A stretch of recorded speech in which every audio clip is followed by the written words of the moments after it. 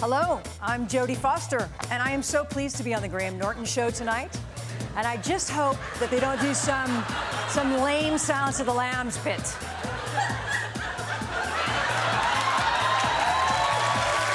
right, let's start the show.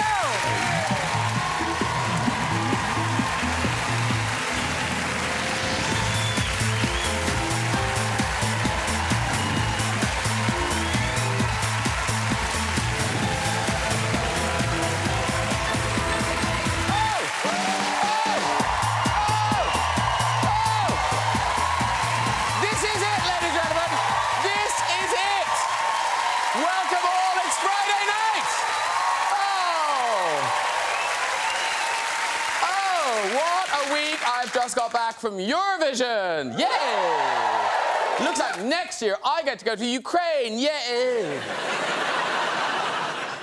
Russia didn't win. No. I think Vladimir Putin was okay with that. Here he is chatting to the judges afterwards. Yeah. Now, we have a packed show for you tonight. Really, really packed. Not just Jodie Foster, a host of stars of film, comedy and music. And joining us later is Olympic diving star Tom Daley. Yes, he's here as well. Tom's preparing for the Rio Olympics. Not long now to the Olympics. The 2 weeks every 4 years where we all pretend to like cycling. Yeah. Lots of fears that the water used for the Olympic events will be polluted. But just to reassure Tom, the Olympic pool has already been tested. Perfect. Let's get some guests on. Later, we'll have music from Bright Light featuring Sir Elton John. But first, it's a giant of UK comedy who's made us laugh since his breakout role as Mr. Gilbert in The Inbetweeners. Now returning in the hit series Man Down, it's the hilarious Greg Davies. Hello. How are you? Lovely to see you. Oh, good to see you. Have a seat. Davies, I know. This Hollywood star has been breaking hearts in hit films from The Notebook to Drive and Crazy Stupid Love. Now he's getting rave reviews in the new 70s crime comedy The Nice Guys. It's Ryan Gosling! Lovely to meet you. Come in, sit down. Ryan Gosling! Starring with Ryan in The Nice Guys, this Hollywood Oscar winner has wowed us in blockbusters like Les Mis, A Beautiful Mind, Robin Hood, and Gladiator. Welcome back to the great Russell Crowe! Hello, sir. Really nice to see you. Thank you so much for coming back. Russell Crowe!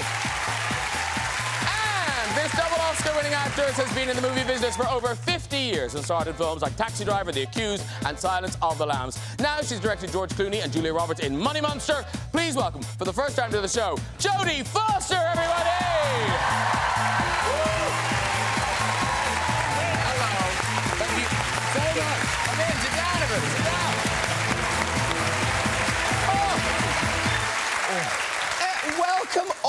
Welcome all. Now, Ryan, you've never been here before. Jodie's never been here before. That's right. So now, Russell, have you been poisoning their minds about the show? Or? No, I thought I'd leave the virgins to you, Graham. Thank you, Russell. No problem. What I like, Graham, is that when Ryan sat down, he undid his button. I can't actually do mine up. You may be able to by the end of the show. Yeah. That's true. Yeah, well, I am starting to sweat, Jodie, you're right. Now, and Ryan and Russell, you've been all... Is this the end of your publicity tour? Oh, thank God, yeah. We've got a couple of cities to go. Oh, you still? Okay. Yeah. Right. I've been having a great time on this press tour, yeah. Because Ryan attracts a lot of young women, but he's in a committed relationship, so, you know...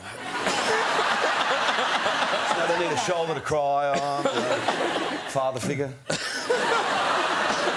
just glad Jodie's here, honestly, because we need a little feminine energy up in this situation. Yeah. It's been my job to provide that, and I don't, you know, I've been doing my best, but the well only goes so deep. We've been through therapy, it's been a long run. But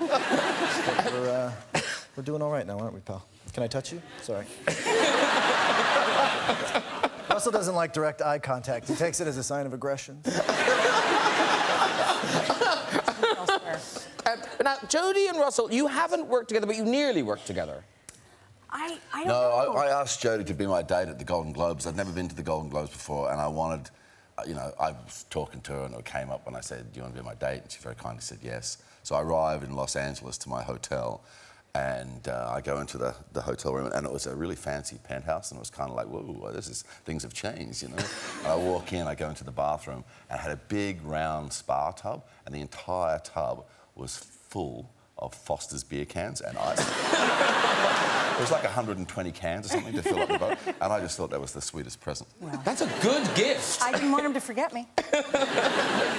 Greg, you mustn't feel left out because we go to glamorous things too. Don't we? Only recently we were at a BBC party.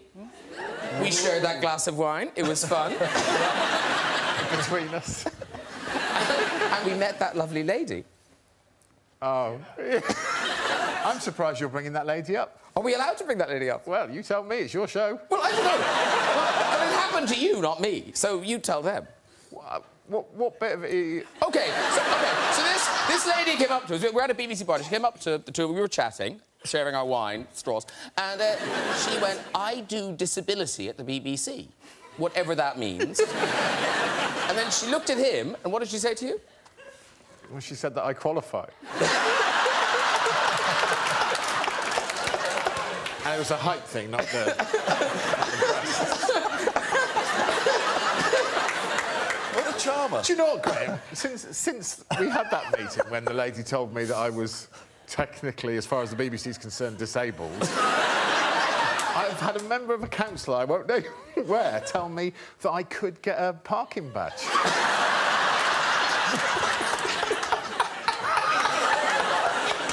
The rest of the couch is so jealous right now. Parking badge. Up top. Thanks, Ryan.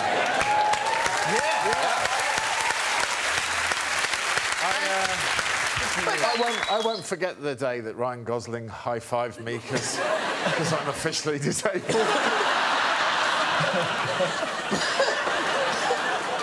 Oh, dear. Now, it's great to have you here. It's great to have you back in our lives, Jodie. And you're back directing a big, crowd-pleasing thriller, Money Monster. It's a film essentially about the modern financial world and how it affects people. Yeah. Yes, it's about... The backdrop is the financial world and also the world of high-speed technology that we live in and also the world of broadcast live television.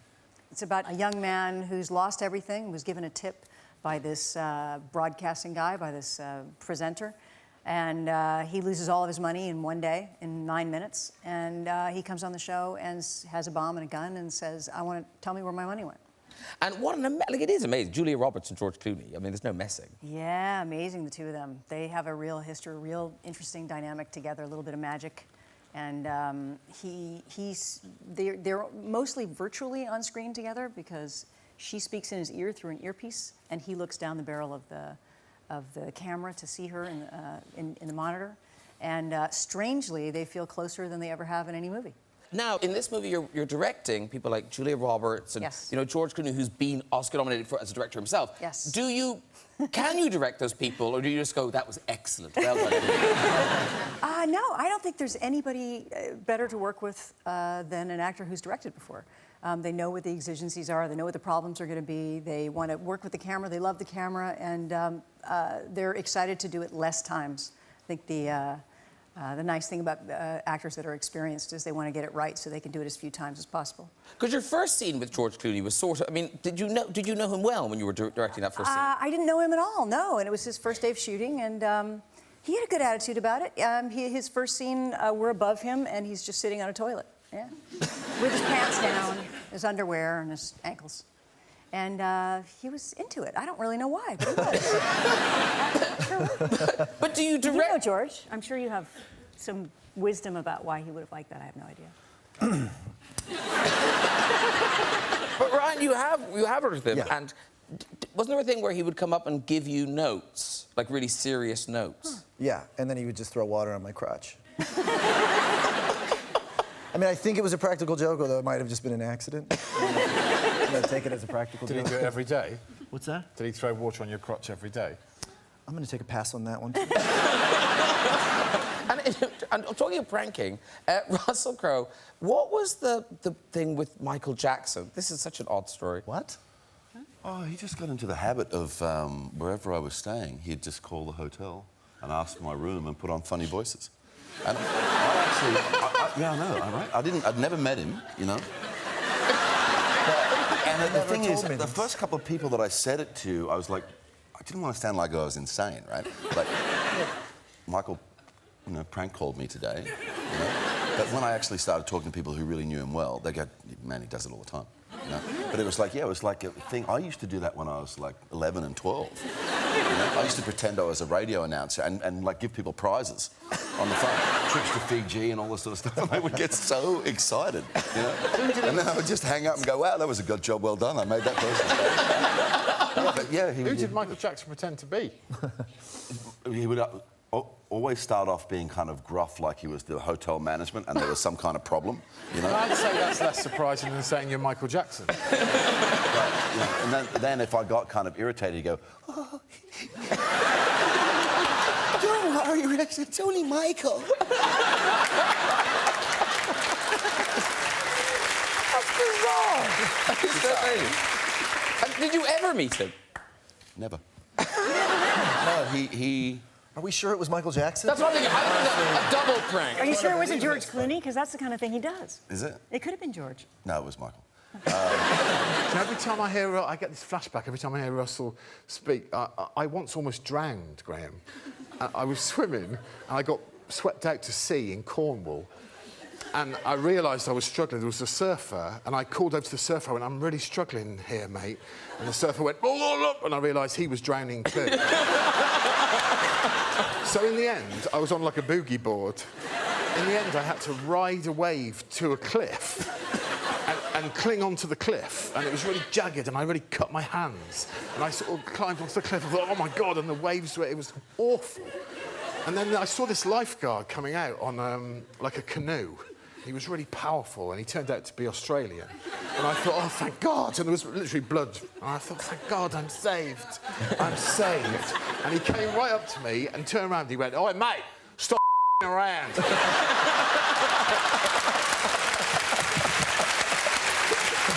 it one of him? That could have been you. Was it Russell Crowe? It could have been him. That's something he would say. Yeah, it's definitely something I would say.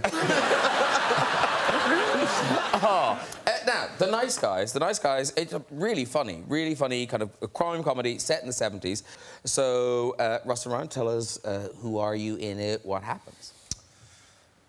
You're so good at this. That might making you answer the questions. Yeah. It's hard following that, Money Monster. But, you know, our film is, you know, it's a detective film in the 70s. It's we got a lot going on. We got mermaids, we got talking bees. You know, you don't got that. Richard Nixon makes a cameo. I thought you said I was going to tell the story. Sorry. That's all. Just in that. Come on now, you were best You're very couple. clear about me telling the story. Your best couple. I've learned a lot from Russell. You know, he's taught me to ignore all my instincts, which is great. Look, it's Shane Black, so, you know, I grew up on Shane's movies, Monster Squad being the first movie I probably ever quoted. And then, you know, Joel Silver produced it, and so it's all of these, you know, like, with all the Lethal Weapons and Xanadu, too, so, legend. And in these, you know, in a buddy movie, Yeah. like, were you friends before this film? We'd met. We had a conversation. I was in this sort of, you know, I'd seen a few of his movies in a row, and I thought he was something special, so I called him up about the project, you know. And I kind of said, look, you know, can we maybe meet, have some dinner? Me and the wife, and you and your girl, and, you know, just an intimate little thing. And he said, yeah, cool, we set a time and a date. So I told the ex-wife, you know, that's what we're going to do on this date, you know. And she didn't really say that much, you know. We come around to the day, you know, I'm saying, I'll remind you, like 8 o'clock tonight, we're having dinner with Ryan Ava, you know. And she goes, yeah, because I've invited this, and she started listing all her girlfriends that she'd invited. I'm like, no, and her mum. I'm like, hey, you know, this is supposed to be this small little intimate thing. She goes, oh, he won't mind. It's like, you've got like a dozen girlfriends and your mother coming. It's like, he's going to notice. So I start like trying to even the table up, and I'm getting on the phone and I'm calling all these blokes. So, you know, by the time he arrives for an intimate dinner for 4, there's 30 people there. But I couldn't tell him. I couldn't just, because you got to, be loyal to your spouse, Now that I'm separated, I can just tell the story. Yeah, so that was a bit of a strange first meeting. And, well, when you were making this movie, where did the dog... The dog isn't in the film. What dog? You had a dog, didn't you? Oh, no, I found a dog on the film. Okay. Would you like me to tell that story? Yeah. Okay. I can give it a go if you want. Big old dog it was, guys. Big old dog. 3 legs. No? Yeah, that's about right. Yeah. No, so I was staying at this sort of go-to movie guy house in Atlanta, where, when they showed me the house, they were like, Liam Hemsworth and Miley Cyrus just stayed here, so. And they gave me one of these, which I thought was untoward. But they were very precious about the house. What I didn't realize was that there's a strict no dogs policy. And then I was going to work one morning, and there's a little dog. It's below 0. And I thought, oh, what harm can it do? And I let it in the house. When I came back from work, it was like a fecal Jackson Pollock. It was everywhere. You know what I mean? It was like, did he have help? I was like looking up, like, did he get a ladder? How is he still alive? And so then I had to clean it all up, and then I had to hide the dog, and I spent like 2 weeks hiding this dog. And when it was over the last day, I didn't know what I was going to do with it. And actually, your driver, Bo, said that his father had just lost his dog of 16 years, and so Bo took this little dog, and he went and lived on a lake with 100 acres. And he went to, literally dog. Oh. So that's a nice story. That's a lovely story. Yeah, it is. That's sort of euphemistic for killing That's him. what they told. That's what they He's told living in Ryan. 100 acres now with Bo's dad. So dead, that dog.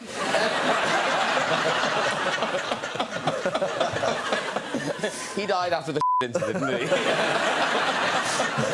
End of dog story. And I think, on a movie like this, you're spending all this time together, you have to get on, you are buddies. But on Silence of the Lambs, is it true that... Did you never speak to Anthony Hopkins? No, never spoke to him. He was scary. I mean, the first day we had a reading, we had like a little read-through, and I got there early, and then I went to the bathroom, and I came back, everybody was sitting down, we did the read-through of the film. And by the end of it, I never wanted to talk to him again. I was petrified. And so then we did the whole movie. He was always behind the glass partitions, or he was in his cell. And because the scenes were so long, they'd kind of lock him in at the beginning of the day, and he'd go there. And then the next day, he'd be on the other side, and I'd be on this side. And we got to the end of the movie, and it really had never had a conversation. But you never passed backstage in a corridor? No, I avoided him as much as I could. I really avoided him. And then I was eating a tuna fish sandwich. It was the last day, and he came up to me, and I guess he was sidled up to me, and I said, I don't know. I sort of had a tear in my eye. I was like, I was really scared of you. And he said, I was scared of you. I think it's funny because why would anyone be scared of me? I don't know. So when you were filming the scene, I'm available. Would you do that again? When you were filming the scenes when he was behind the partition, while they were reset cameras, you just sat there? Well, yeah, because he was screwed in. I couldn't get to him. He was behind the glass. Did he stare at you?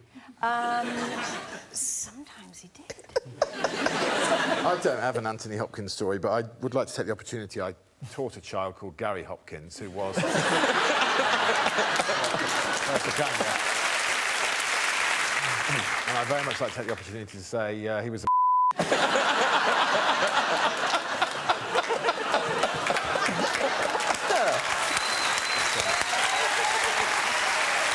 Now, Russell Crowe, I've heard about how you like challenges and stuff, and one of the shows that Greg's doing is a new series of Taskmaster. It's on Dave, yeah. and it is that sort of thing. You set challenges for kind of celebrities and comedians. Yeah. But they're kind of bonkers, the They're challenges. ridiculous, yeah. Well, they have to collect as many tears in an egg cup as they can in a minute. They had to buy me the best present they could, and one of them had my name tattooed on his foot. Josh Widdicombe, you know Josh Widdicombe? You're kidding. Yeah. Who can hide a pineapple on their person? And I think my favourite from the upcoming series is Who Can Impress a Mayor. They were just put in a room with a local mayor. And told to impress him. A mayor or a mayor? A mayor. Mayor. Mayors, Mayor. yeah. Yeah. Mayor, not a horse. Not a mayor. Because that would be stupid. And I've got to mention the new series of Man Down. Yeah. Are you still living with your mother in it? I am, sadly, yes. I know, and tragically, Tragic. this is based on your life. I mean, this is things... Yeah, but, I mean... loosely, Graham. No, but things like, isn't the washing machine, that happened to you? What? The washing, you were very hungover. Oh. Yeah. Go on, tell Jodie Foster that story. All their stories are really cool, though, Graham.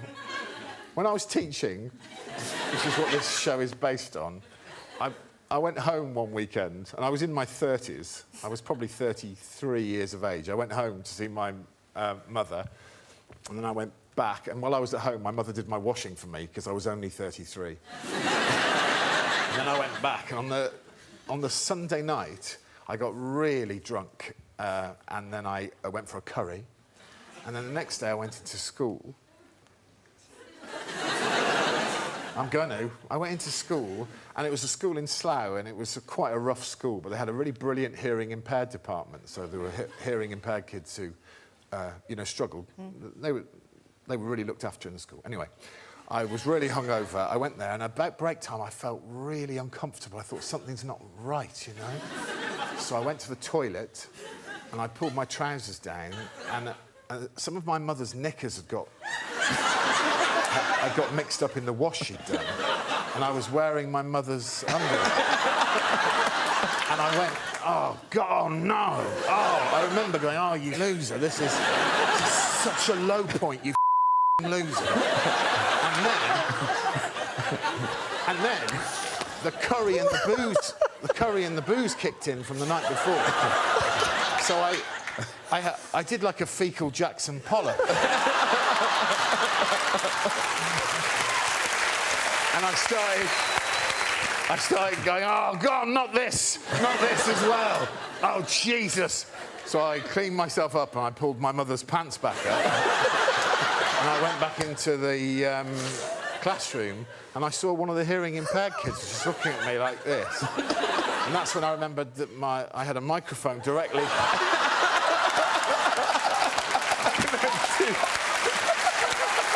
Too easy. Here we go.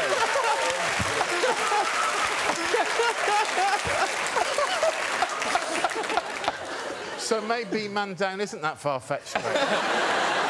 Right, it is time to meet my next guest. Chlorine, is that what I smell? This diver was one of Britain's youngest ever Olympic medalists. He took London 2012 by storm and is now preparing for the Games in Rio. Here he is, showing us how he won a gold medal at last week's European Championships. Good, right? He's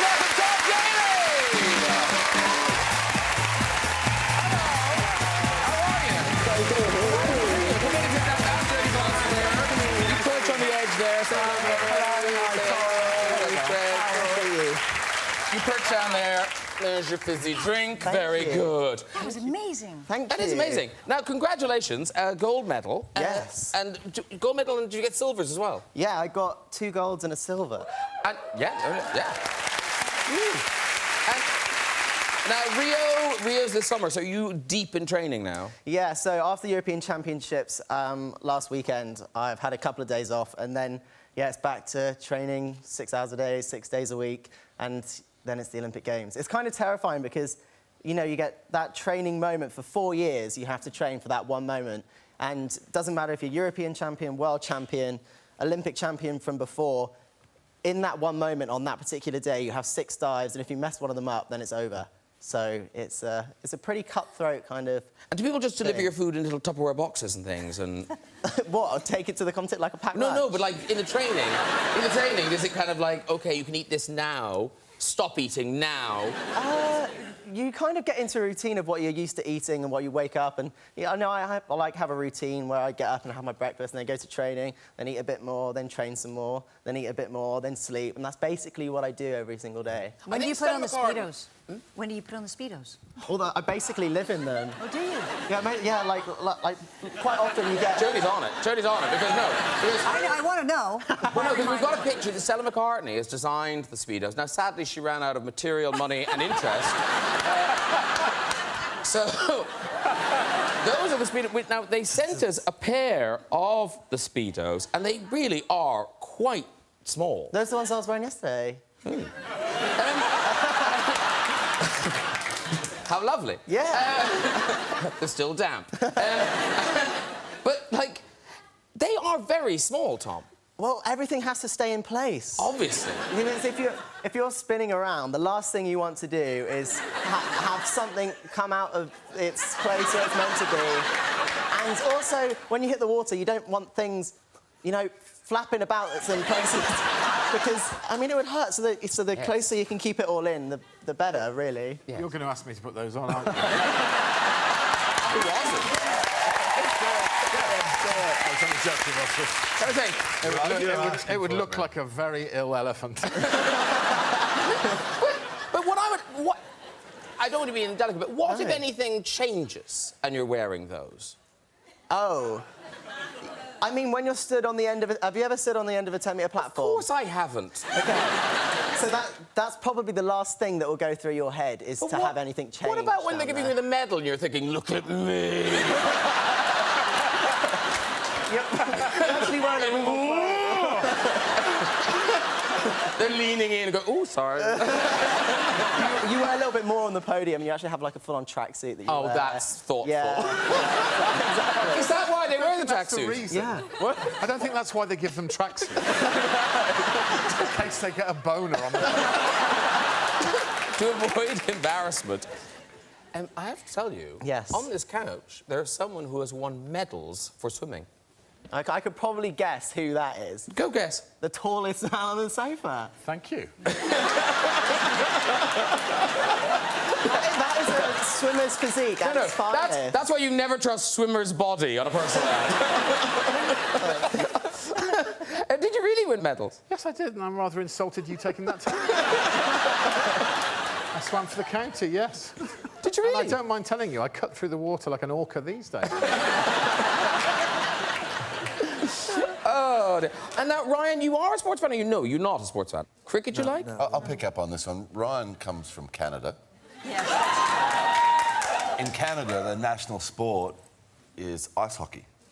And Ryan is a Canadian who doesn't focus on ice hockey. And they have a descriptive phrase for that north of the American border there. In Canada, if you're a Canadian who doesn't focus on ice hockey, you're called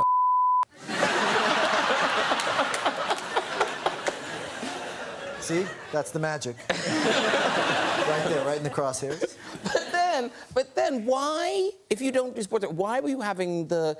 Was it a deep tissue massage you were having? Where are you going with this, Graham? Weren't you having a Turkish massage or something? I don't know what it has to do with what we're talking about. But It's a funny story, tell it. I had an awful experience having a Turkish massage where this guy's idea of massage was to, like, take my one leg and the other arm and try and connect it behind my back. And I was kind of like, you know, like that. And then his belly went in my mouth. It was like a little Borat moment. And you know when you get something weird in your mouth and you're like, if you're eating something, you go like, your brain sends your tongue to figure out what it is. It's not a conscious thought. It's just like, is that a bone? Figure that out. And your tongue goes in to figure it out. My tongue was like, what is that? It's a hairy belly. Sounds like you're heading off a newspaper story. Listen, Tom, good luck in Rio. We wish you all the best. Tom Daley, everybody. Right, it's time for music. I am a huge fan of this performer. Tonight, he is making his TV debut alongside a very special friend and mentor. Performing the single All in the Name, please welcome Bright Light, and Sir Elton John.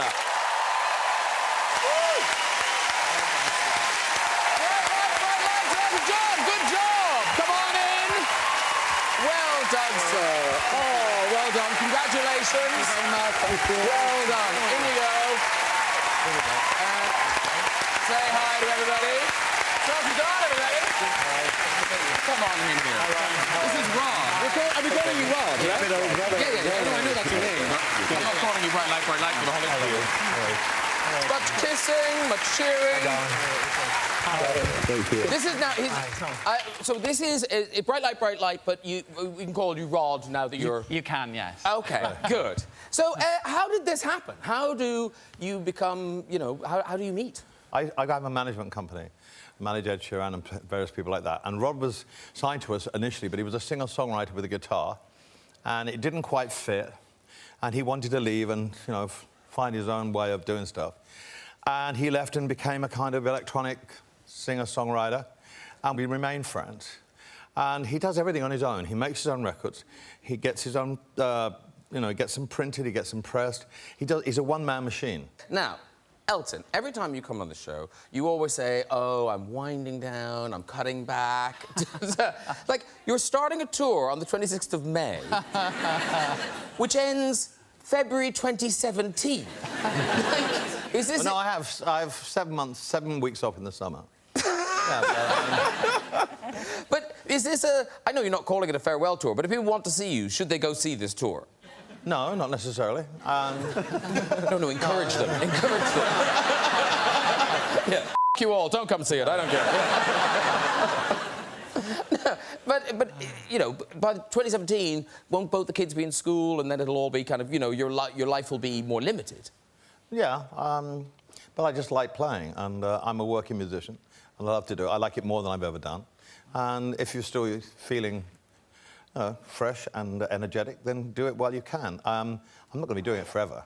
I can tell you that, because I want to see my boys grow up. Yeah. And what I love about having you on the show is you have you on the couch with people like this, and before you came on, everyone was going, oh, we're on with Sir Elton John. Like, you're like a fan of Sir Elton John, and yeah. Oh, yeah. I was you for Halloween. Yeah. I wish we had a picture of that. Here's the other thing, though, Greg. Apart from the music and all these many records and songs that remain with you and in your heart, one of the kindest men on the planet. I agree. Yes, it's true. Listen, thank you very much for coming in to see us, but we now come to Russell's favourite part of the show. Are you going to let me do it again? Yeah, you can sit there if you want to. OK, come on, sit down. There shall be destruction and death. I pity... Are we like here, or should I move it? Well, move it a little bit. Yes, yeah, there you go. OK. Yeah, that's good. Wow. You might want to drape some Speedos on it. There you go.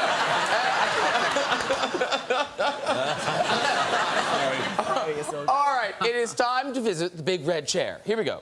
Who's up first? I pity these people. Hello. Hey. Hi, what's your name? George. George. And where do you live, George? Well, live in London. OK. He's travelled not far to see us. What do you do, George? I work for a visual effects company. For what? A visual effects company. Oh, visual effects company. 3D, CGI. OK, good for you. You are clinging on for dear life. Well done, George. Off we go with your story. So, we recently finished work on The Nice Guys, and it was late one night. Fancied a beer, went downstairs to grab it. I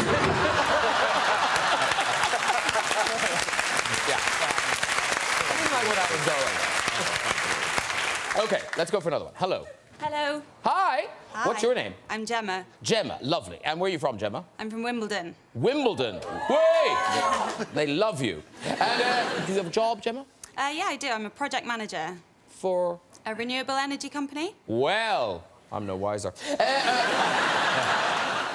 Off you go with your story. OK, so I was on a third date with this guy. It was going quite well.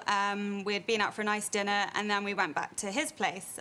We had a few drinks, and we got onto the topic of what our favourite movie moments were.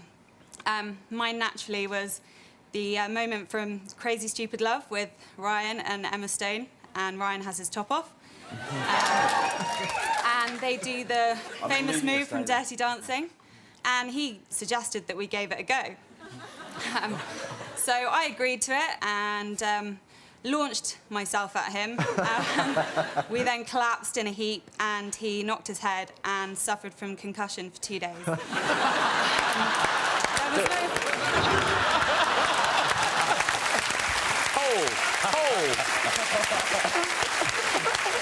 Whether you'd like to join us on the show and have a go in the Red Shoe, you can contact us via our website at this video address.